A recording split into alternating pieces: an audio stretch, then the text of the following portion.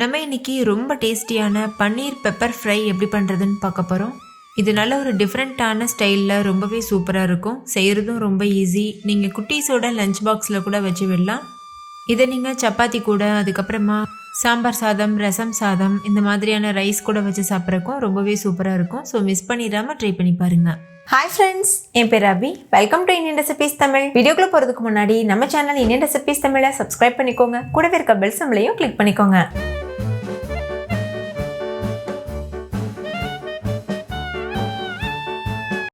First இந்த recipe பண்ணுறதுக்கு ஒரு பேக்கெட் அளவு பன்னீர் எடுத்து சின்ன சின்ன க்யூபாக இந்த மாதிரி கட் பண்ணி ஒரு பவுலில் எடுத்துக்கோங்க.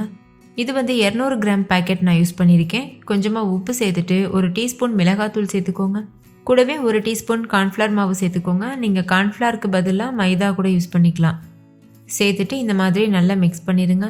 நீங்கள் கை வச்சு மிக்ஸ் பண்ணலாம், இல்லை இந்த மாதிரி குலுக்கி விட்டு கூட மிக்ஸ் பண்ணிக்கலாம். அடுத்து ஒரு கடாயில் எண்ணெய் சூடுபடுத்திக்கோங்க. நம்ம இந்த பன்னீரை டீப் ஃப்ரை பண்ண போகிறது இல்லை, ஷாலோ ஃப்ரை தான் பண்ண போகிறோம். அதனால் 1/4 கப் அளவுக்கு எண்ணெய் சேர்த்தா போதும்.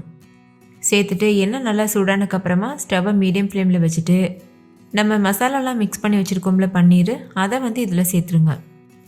பன்னீரை எந்த அளவுக்கு முடியுமோ அந்தளவுக்கு சின்ன சின்னதாக கட் பண்ணிவிட்டு சேர்த்துக்கோங்க. அப்போ தான் நல்லா டேஸ்ட்டாக இருக்கும்.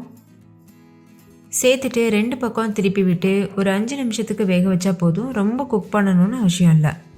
ஸ்டவ் மீடியம் ஃப்ளேம்லேயே இருக்கட்டும். 2 பக்கம் திருப்பி விட்டு மட்டும் குக் பண்ணிகிட்டே இருக்கணும். அதாவது பன்னீருடைய எல்லா பக்கமும் அந்த எண்ணெயில் நல்லா படணும். அந்த மாதிரி பார்த்து வேக வச்சுக்கோங்க. இப்போ பாருங்கள், வெளிப்பகுதி எல்லாமே நல்லா வெந்துருச்சு.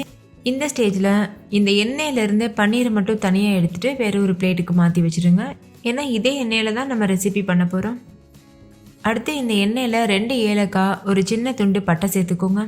கூடவே ஒரு டீஸ்பூன் சோம்பு சேர்த்துக்கோங்க. சோம்பு பொரிச்சதுக்கப்புறமா 2 கிராம்பு சேர்த்துக்கோங்க. அடுத்து இது கூட 2 பெரிய சைஸ் வெங்காயத்தை பொடியாக கட் பண்ணிவிட்டு சேர்த்துக்கோங்க. சேர்த்துட்டு கொஞ்சமாக உப்பு சேர்த்து இதை நல்லா வதக்கிடுங்க. வெங்காயம் ஓரளவு வதங்கினதுக்கப்புறமா ஒரு கொத்து கருவேப்பிலை சேர்த்துக்கோங்க. சேர்த்துட்டு நல்லா மிக்ஸ் பண்ணிடுங்க. வெங்காயத்தோட கலர் நல்லா கோல்டன் ப்ரௌன் கலர் வந்ததுக்கப்புறமா 2 டேபிள் ஸ்பூன் இஞ்சி பூண்டு விழுது சேர்த்துக்கோங்க. இது ஃப்ரெஷ்ஷாக அரைச்ச விழுது சேர்த்துருக்கேன். நம்ம இந்த மாதிரி ஃப்ரெஷ்ஷாக அரைச்சி போடும்போது அதோட ஃப்ளேவரே தனியாக இருக்கும். இப்போ இதோட பச்சை வாசனை போகிற வரைக்கும் நல்லா மிக்ஸ் பண்ணிடுங்க. இஞ்சி பூண்டு பச்சை வாசனை போனதுக்கப்புறமா இது கூட 2 மீடியம் சைஸ் தக்காளியை பொடியாக கட் பண்ணிவிட்டு சேர்த்துக்கோங்க. சேர்த்துட்டு இதையும் நல்லா கலந்துருங்க. தக்காளி நல்லா சாஃப்டாக வெந்து வரணும், அது வரைக்கும் வேக வச்சுக்கோங்க. இப்போ பாருங்கள், தக்காளி ஓரளவுக்கு நல்லா வெந்துருச்சு. இந்த ஸ்டேஜில் இது கூட மசாலா வகைகள் சேர்த்துடலாம். 2 டீஸ்பூன் மல்லித்தூள், 1 டீஸ்பூன் மிளகுத்தூள், 1 டீஸ்பூன் கரம் மசாலா, 1/4 டீஸ்பூன் மஞ்சள் தூள், இதெல்லாம் சேர்த்துக்கோங்க. இது பெப்பர் ஃப்ரைன்றதுனால மிளகோட காரமே நல்லாயிருக்கும். அதனால் மிளகுத்தூள் மட்டும் கொஞ்சம் அதிகமாக சேர்த்துக்கோங்க. மிளகாத்தூள் சேர்க்க வேண்டாம். உங்களுக்கு ஒருவேளை மிளகாத்தூள் சேர்க்கணுன்னு இருந்ததுன்னா 1 டீஸ்பூன் அளவு சேர்த்துக்கோங்க, கரெக்டாக இருக்கும். இப்போ மசாலாலாம் சேர்த்து நல்லா மிக்ஸ் பண்ணிவிட்டு ஒரு நிமிஷத்துக்கு வேக வச்சுக்கோங்க. ஸ்டவ் லோ ஃப்ளேமில் இருக்கட்டும். அடுத்து இது கூட 1 கப் அளவு தண்ணி சேர்த்து நல்லா மிக்ஸ் பண்ணிவிட்டு மூடி போட்டு மூடிட்டு லோ ஃப்ளேமில் வச்சு எண்ணெய் பிரிஞ்சு வர வரைக்கும் வேக வச்சுக்கோங்க. இப்போ பாருங்கள், எண்ணெய் பிரிஞ்சு நல்லா கிரேவி தயாராக இருக்குது. இப்போ மூடி ஓப்பன் பண்ணிவிட்டு லேசாக மிக்ஸ் பண்ணிக்கோங்க. உப்பு தேவைன்னா இந்த ஸ்டேஜில் சேர்த்துக்கோங்க.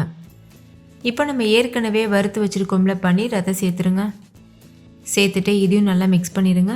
ஏற்கனவே பன்னீர் நம்ம வேக வச்சு தான் சேர்த்துருக்கோன்றதுனால இந்த டைம் நிறைய நேரம் வேக வைக்கணும்னு அவசியம் இல்லை. அந்த மசாலாலாம் அந்த பன்னீரில் நல்லா ஒட்டி வெந்து வரணும், அது வரைக்கும் வேக வச்சாவே போதும். லோ ஃப்ளேமில் வச்சு ஒரு 2லேருந்து 3 நிமிஷத்துக்கு வேக வச்சுக்கோங்க, கரெக்டாக இருக்கும். இப்போ ஒரு 2 நிமிஷம் ஆகியிருக்கு. பன்னீர் அந்த மசாலாவோடு சேர்ந்து நல்லா மிக்ஸ் ஆகிருக்கு. ஃபைனலாக இதில் கொஞ்சமாக கட் பண்ணின கொத்தமல்லியில் தூவி மிக்ஸ் பண்ணிவிட்டு சர்வ் பண்ணிடலாம். அவ்வளோதான், டேஸ்டியான பன்னீர் பெப்பர் ஃப்ரை சூப்பராக தயாராகிடுச்சு. நீங்களும் கண்டிப்பாக செஞ்சு பாருங்கள். நான்வெஜ் சாப்பிட முடியாத காலங்களில் கூட இந்த மாதிரி செஞ்சு கொடுத்தீங்கன்னா ரொம்ப விருப்பப்பட்டு சாப்பிடுவாங்க. அந்தளவுக்கு டேஸ்ட்டாக இருக்கும். ஓகே ஃப்ரெண்ட்ஸ், இந்த வீடியோ எல்லாருக்கும் ரொம்ப பிடிச்சிருக்குன்னு நம்புகிறேன். பிடிச்சிருந்தா லைக் பண்ணுங்கள், உங்கள் ஃப்ரெண்ட்ஸ் கூட ஷேர் பண்ணுங்கள். நீங்களும் செஞ்சு பார்த்துட்டு டேஸ்ட் எப்படி இருந்ததுன்னு கமெண்ட்டில் சொல்லுங்கள். தேங்க்யூ, பாய்.